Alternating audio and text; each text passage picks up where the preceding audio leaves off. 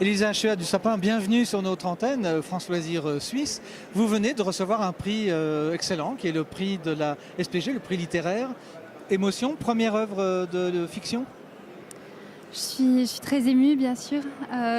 D'autant plus que je ne pensais pas publier ce texte quand je l'ai écrit. Donc je crois que je réalise d'autant plus maintenant qu'il est publié l'importance de la voix que ça représente. Et un prix, c'est un formidable encouragement pour la suite, évidemment, le travail en cours. Votre roman est une histoire très extrême orientale, puisqu'elle se passe en Corée du Sud, votre pays d'origine, la moitié de votre pays d'origine.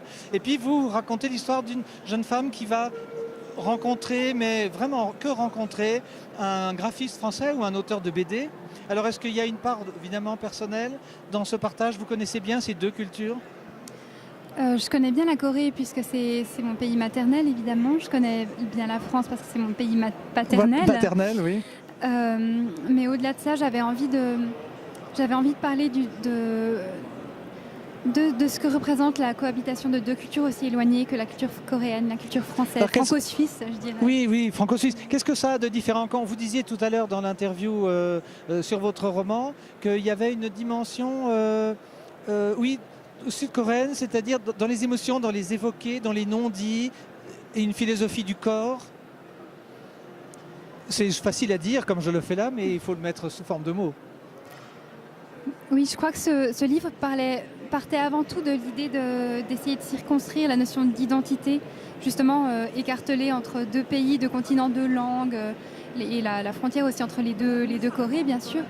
Et tout ça, j'ai essayé de le cristalliser dans le personnage d'une jeune femme qui n'a pas de conscience de l'apparence de son propre corps et qui se cherche dans le regard des autres. Alors, c'est à la première personne. C'est comme si on était les premiers témoins de vos émotions. Quelle est votre place? Quelle est la place du personnage? Cette première personne, pourquoi l'avoir écrit sous cette forme-là? C'est peut-être mon double inversé, dans le sens où cette jeune femme de 23 ans à mon âge, elle est franco-coréenne, mais la différence c'est qu'elle est née en Corée du Sud, ne connaît la France que par sa littérature. Et pour moi, c'était peut-être l'idée de prendre une revanche sur toutes les fois où on me fait sentir étrangère quand je suis dans le pays de ma mère. Mais au-delà de ça, c'est une fiction. J'ai vraiment inventé tout le reste.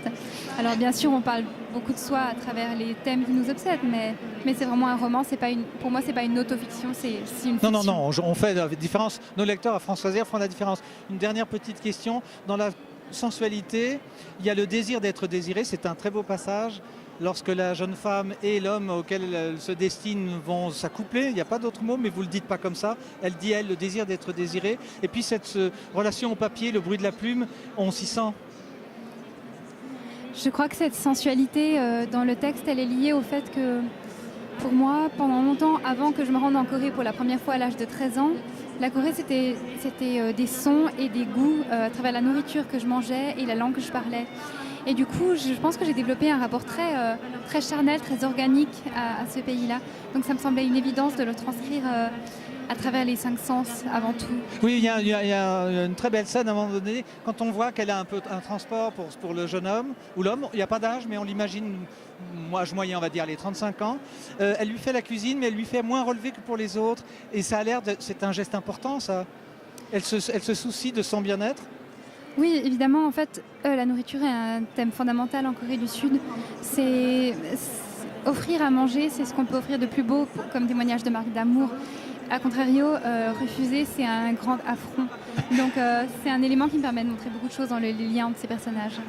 Donc vous avez prononcé le mot amour, on ne le lit pas une seule fois, mais j'ai bien compris que c'était un geste fondamental pour elle.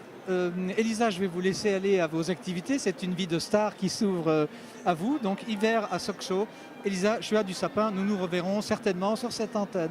Bon salon et encore bravo. Félicitations. Merci beaucoup.